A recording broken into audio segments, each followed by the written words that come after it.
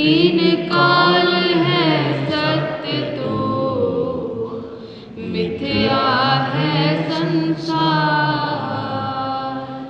घट घट वासी हे प्रभु अविनाशी करता। दया से तेरी हो सभी भवसागर से पार। निराकार साकार तू जग के पालनहार। है बेअंत महिमा तेरी दाता अपरंपार। परम पिता परमात्मा सब तेरी संतान। भला करो सबका प्रभु सबका हो कल्याण। भला करो सबका प्रभु सबका हो कल्याण।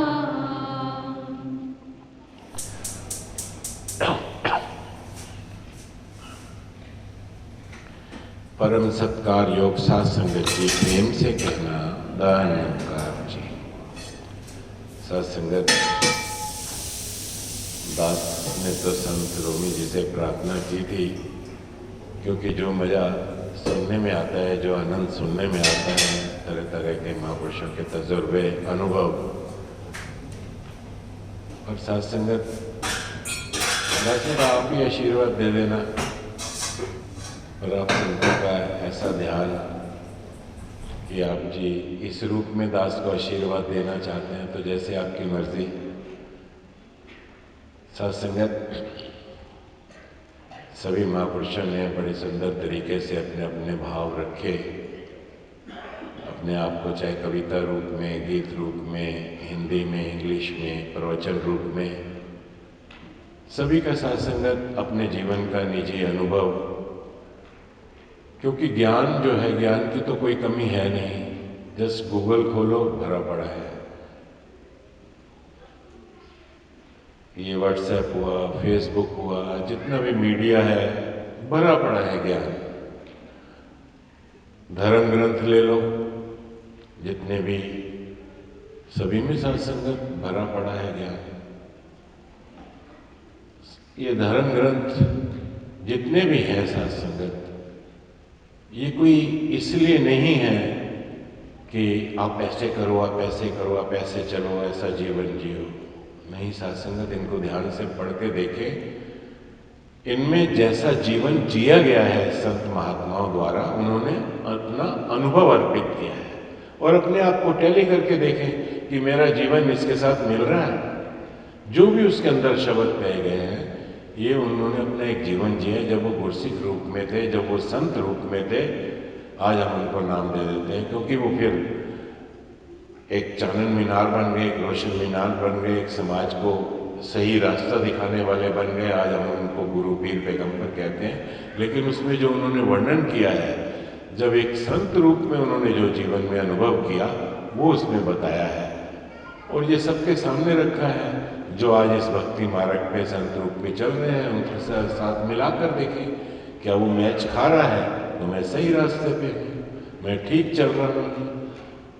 और साथ संगत, जैसे अभी समागम की बात हो रही थी, यहाँ पे भी आज समागम का ही रूप दिया गया है। क्यों करने पड़ते हैं महात्माओं को, संतों को ये समागम इकट्ठ करना? ये पहले भी होते आए हैं। किसी ने कुंभ के मेले का नाम दिया, किसी ने कुछ और, किसी ने कुछ और। इन समागम का मकसद ही ये है कि सत्य को प्रकट करने के लिए, उजागर करने के लिए भी शक्ति की जरूरत होती है, ताकत की जरूरत होती है। नहीं तो सत्य वैसे ही, क्योंकि जिसके जीवन में ये सच आ जाता है, वो शांत हो जाता है, ठंडा होकर बैठ जाता है। वो कहते हैं मेरी लाइफ बन गई, मैं मस्त हो गया। कोई विरले निकलते हैं कि नहीं, मेरे जीवन में भी ये सुख आया है, ये आनंद आया है, तो संसार के सामने इसको प्रकट करना है, ताकि और लोग भी इस सच को प्राप्त कर पाए, अपने जीवन को आनंद से जी पाए। तो सत्य को प्रकट करने के लिए ताकत की आवश्यकता होती है। तो जब संत इकट्ठे होकर, एकत्रित होकर अपने अपने अनुभव इस सत्य को, क्योंकि झूठ तो वैसे ही प्रकट रहता है, इस पे बड़ा जोर लगाना पड़ता है इस सत्य को प्रकट करने के लिए। ऐसे ही नहीं कहा कि जिन्ना सत्य दा बीड़ा चक्या, दुनिया कीती घट नहीं, संत जना हर ओकड़ चली, मत्थे पाया वट नहीं। चलो वो तो बहुत दूर की बात है, हम अपनी बातों को ले लें। रोजमर्रा की जिंदगी में हम अनुभव करते हैं, घरों में घर से आरंभ कर लेते हैं। पत्नी कई बार कह देती है, वहां संतों में तो स्टेजों पे बैठ के बड़े बड़े लेक्चर देते हो, बड़े बड़े भाषण देते हो, और यहाँ पर घर में जरा सी बात नहीं मानते, घर से ही आरंभ हो जाता है। वहाँ तो खड़े होते हो हाथ जोड़कर सेवा में अपने आप को, और यहाँ सुबह से कहा जा रहा है ये कर दो वो कर दो, आलस मार के पड़े हुए, अभी फोन आ जाएगा, अभी भाग खड़े हो गए, सत्वचन सत्वचन। तो घर पे सत्वचन क्यों नहीं होता? ये सत्संगत 22 वर्ष है, दोनों तरफ ही है, घर से शुरू हो जाता है ये। लेकिन सत्संगत जो सुकून की बात हो रही है, संत जना हर ओकड़ चली, मत्थे पाया वट नहीं। माथे पे शिकन जो नहीं आने देते, जैसी भी हो परिस्थिति, एक सी रहे मनोस्थिति, वो सत्संगत खुद सुकून में रहते हैं, वही संसार में आगे चलकर आवाज दे पाते हैं।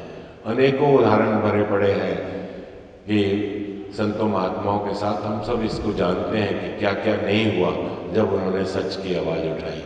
इसलिए समागम करके ये ताकत, ये जोर लगाना पड़ता है। कोई सत्संग संत महात्मा इंसान को कोई नई चीज नहीं बताते कि जी अपने अंदर ये गुण ले आओ, सहनशीलता ले आओ, अपने अंदर दयालुता का भाव ले आओ, एक दूसरे के सेवक, ये कोई सत्संगत नई चीजें संत ये सबके अंदर होती हैं।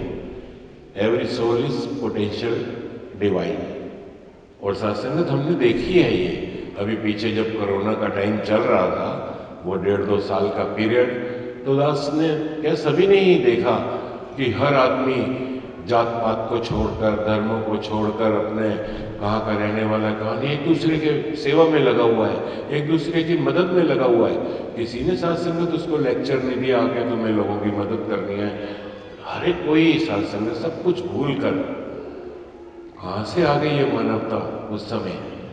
इसका मतलब मानवता थी, इंसानियत थी, और वो शुद्ध रूप में देखने को मिली। और सत्संगत वो मानवता निकली किस प्रकार से? अभी महापुरुषों ने बताया, डर के कारण, भय के कारण। वो डर था, भय था, एक दूसरे के ऊपर कुर्बान जा रहे हैं कि कोई दुखी ना हो, सबको सुख मिले, सबको आनंद मिले, जितना हो सके। जो नहीं पहुंच पा रहा था वो जो गवर्नमेंट के, सरकार के केयर फंड्स हैं उसमें डोनेट कर रहा था, ताकि किसी तरीके लोगों तक मदद पहुंच पाए, लोगों को आराम मिल पाए।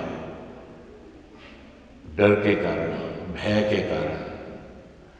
लेकिन सत्संगत हम ये जाते हैं ना, जब कहीं कुछ सामान लेने, तो जूस खरीदते हैं या कोई और चीज़ खरीदते हैं, तो उसमें कहा जाता है कि इसमें ये ऑरेंज का वो है या लेमन का है, कुछ बोलते हैं उसको कि वो इसके फेरल क्या बोलते हैं।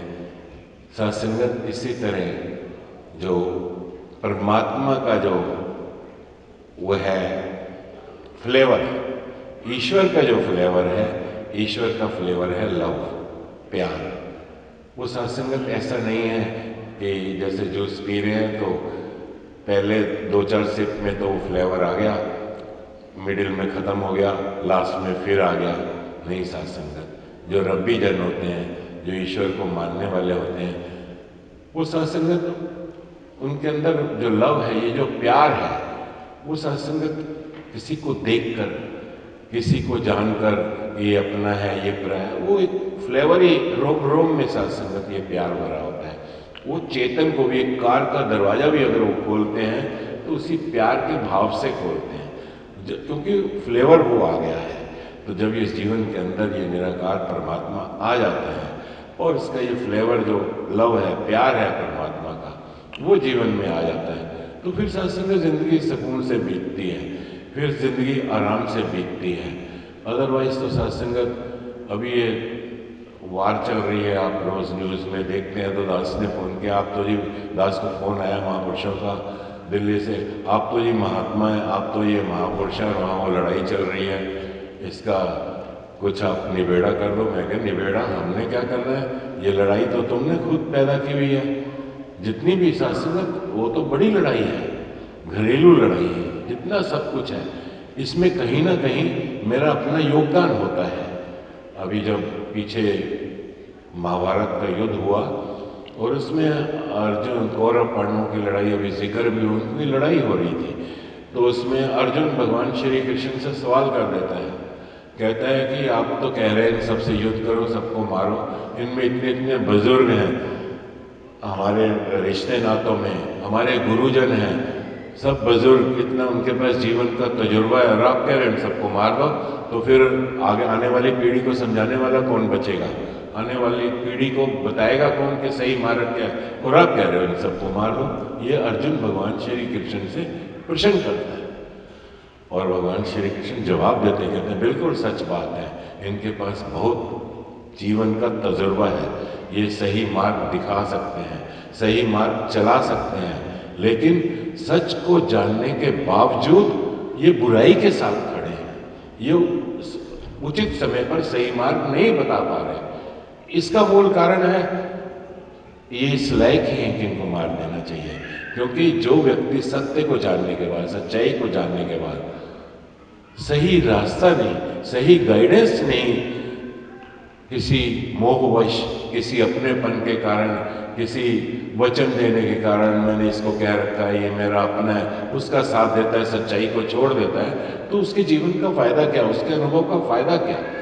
उसके सत्संगत ये अब घरों में भी ये बात लागू होती है, घर में बुजुर्ग होते हैं लेकिन ये सच कह रहे हैं। अरे अनुभव है जिंदगी में कि शांति से ही आगे तरक्की हो सकती है, आराम से ही आगे तरक्की हो सकती है, लड़ाई झगड़े से ये एक का अनुभव है, उसने अपनी जिंदगी बिताई है। वहाँ पर सत्संगत वो इसको स्थापित करने के बजाय बीच में दीवार खड़ने की, एक को कहे तू गलत है, दूसरे को कहे तू गलत है, नहीं ये तेरा है, नहीं ये तेरा है। सत्संगत तो अनुभव को फायदा नहीं है। अनुभव क्या कहता है जिंदगी के अंदर कि जो तरक्की, जो उन्नति शांति से हासिल की जा सकती है, प्यार से हासिल की जा सकती है, वो लड़ाई झगड़े से नहीं। भले सत्संगत किसी को कम मिल पा रहा है, किसी को ज़्यादा मिल पा रहा है, लेकिन अगर शांति रहेगी, अगर प्रेम रहेगा तो आगे तरक्की होगी। ये बुजुर्गों का अनुभव है, उन्होंने अपनी ज़िंदगी में ये चीज़ देखी है। लेकिन सत्संगत उसका जब इस्तेमाल करने का मौका है तो एक उस तरफ की पार्टी बन जाती है, एक उस तरफ की पार्टी बन जाती है। ये सत्संगत जब इस सच को जानने वाला एक सत्य के साथ जिंदगी व्यतीत करता है। आप में शासन में ज़्यादातर सारे ही ब्रह्मज्ञानी महात्मा बैठे हैं जो इस निरंकार परमात्मा को जानते हैं, और जो नहीं जानते वो आज ही जान लें, क्योंकि पता नहीं सांसों का क्या भरोसा। निरंकार परमात्मा से आत्मा बिछड़ी कैसे ये शरीर धारण कर लिया उसने? इसका मूल कारण क्या था? मूल कारण था केवल एक, वो था अटैचमेंट। सांसारिक पदार्थ की तरफ इसका अटैचमेंट हुआ, इसने परमात्मा जहाँ पे सब सुख थे, जहाँ पे अनंत से परमात्मा के साथ रह रही थी, उससे बिछुड़ गई, संसार की तरफ आ गई। और ये परमात्मा और आत्मा, जिसको सोल, सुपर सोल कहते हैं, बहुत हल्की मामूली सी एक लाइन है। आप देखें सत्संगत, समुद्र के अंदर अभी हम देखते ही हैं लाइनें खींची हैं, दिखती तो नहीं है लेकिन इनविजिबल लाइन कि ये मेरा है। समुद्र में पार्टीशन डाल दिया, पानी कोई अलग अलग नहीं हो गया, उधर का पानी भी वैसा, इधर का पानी भी वैसा। धरती है, धरती सब जगह एक सी है लेकिन लाइनें डाल दी गई हैं। दोनों तरफ धरती तो एक सी है, लेकिन ये मेरी, ये तेरी, उसका उधर अटैचमेंट हो गया, उसका उधर आसमान। सत्संगत इस स्पेस में भी लाइनें डाल रखी हैं कि ये मेरा, ये तेरा। ऐसे ही सत्संगत परमात्मा के साथ ये अटैचमेंट की लाइन डल गई, और फिर उसने अपना संसारिक मायावी पदार्थ, माया संसार, इसका मतलब यही, माया मिथ्या भी कहा गया है। इसका सीधा सा अर्थ ये है कि जो बदल रहा है पल पल, जो क्षण चेंज हो रहा है, ये चेंज इंसान देख नहीं पाता, और जो बदल रही है चीज, उसी को ही माया, उसी को ही मिथ्या कहा गया है। सत्संग एक छोटी सी यहीं पे बात याद में आ गई। जैसे किसी से मैं पहली बार मिलता हूँ तो ये इंसान की फितरत होती है, मिलते ही एकदम उसकी तस्वीर खींचता है और मन के ऊपर, माइंड के ऊपर वो प्रिंट छप जाता है। ये जानता है कि हर पल हर क्षण सब कुछ बदल रहा है। मैं भी बदल रहा हूँ, कभी बच्चा था, फिर जवान हुआ, फिर बुढ़ापे की तरफ आ रहा हूँ, फिर, लेकिन अब वो नेक्स्ट टाइम जब मिलता है उससे, तो वो जो पिक्चर छपी हुई है भूल जाता है कि बदल रहा है सब कुछ, मिथ्या, आज में ये वैसा नहीं होगा, आज इसमें बदलाव होगा, लेकिन नहीं, वही, क्योंकि स्थिर समझ लिया, क्योंकि सदैव रहने वाला समझ लिया। ठीक साथ संगत, इसी प्रकार ही ये जो लाइनें खींची हुई हैं, ये जो अटैचमेंट की वजह से इधर से उधर हो गया है, परमात्मा से ये आत्मा बिछड़ गई है। जो महात्मा संजन पीर पैगंबर सदगुरु, वो सत्संगत बुल्ले शाह रबदा की पाना, इधरों पुटना इधर रहना, इधर से उखाड़ना इधर लगाना है। वो जहाँ अटैचमेंट जिस नश्वर के साथ, जिस मिथ्या के साथ जुड़ा हुआ है, वहां से फिर उसको उखाड़ता है, इस सत्य के साथ जोड़ देता है।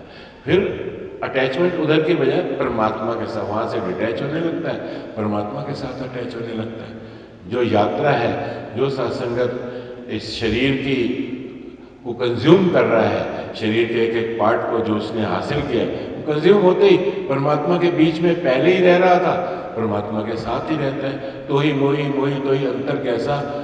कबीर जी ने ऐसे ही नहीं कहा कि राम कबीरा एक बहे हैं, कोई न सके पहचाने, क्योंकि उन्होंने वो ये लाइन, वो जो दीवार है, जो पार्टीशन था अनविजिबल, उसको तोड़ दिया था।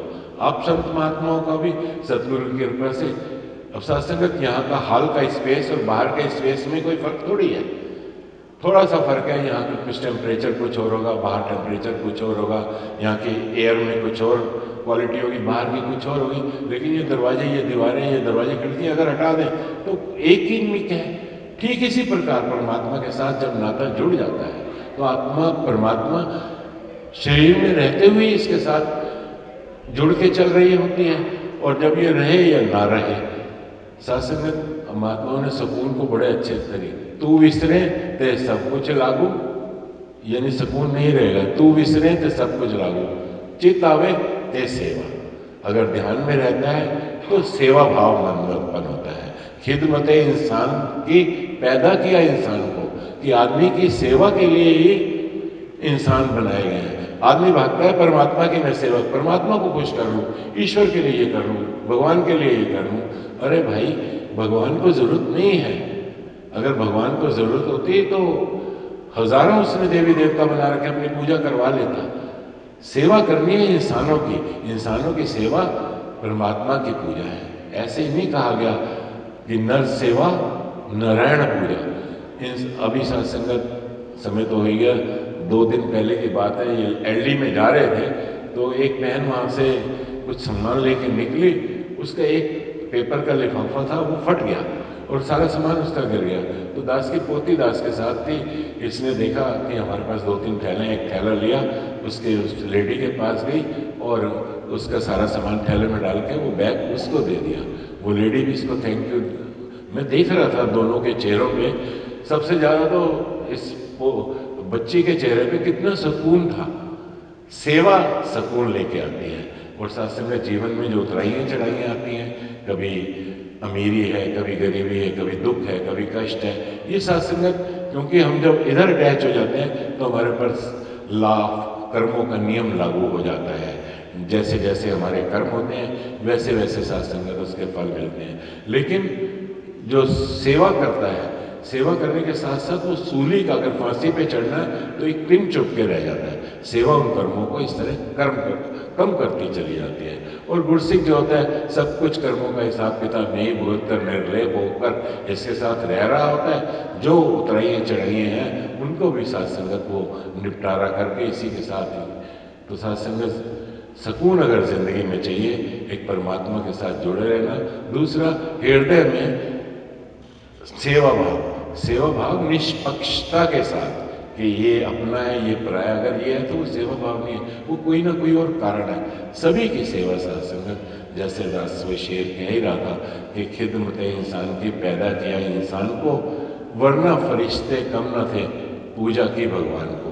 भगवान की पूजा के लिए फरिश्तों की कोई कमी नहीं है, इंसान की सेवा के लिए इंसान को बनाया गया, ताकि हमारा ये जो कर्मों का लेखा जोखा है यही भुगतता चला जाए, सुकून में रहे, शांति में रहे और साथ संगत इस निराकार के साथ हमेशा सदैव जुड़े रहे।